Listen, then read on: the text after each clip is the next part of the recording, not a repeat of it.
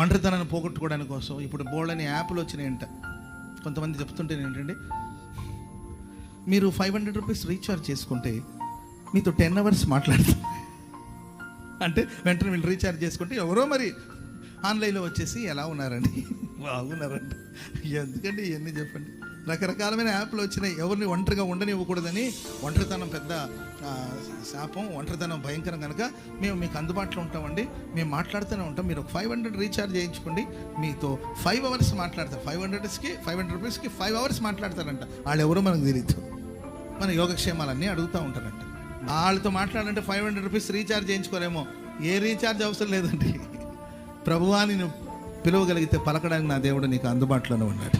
నువ్వు ఎంతసేపు ఆడైనా 5 అవర్స్, మీరు ఇచ్చిన 500 అయిపోయిందండి, ఇంకా ఉంటానండి అంటున్నాడు. కానీ మన దేవుడు ఉదయము, మధ్యాహ్నం, మధ్యరాత్రి, అర్ధరాత్రి, అది ఉదయమైనా, అది పగలైనా, అది శ్రమలైనా, అది బాధలైనా, నీ సంతోషాన్ని పంచుకోవడానికి ఆయన నీకు అందుబాటులో ఉన్నాడు. నీ కన్నీళ్లు తుడవడానికి ఆయన నీకు అందుబాటులో ఉన్నాడు.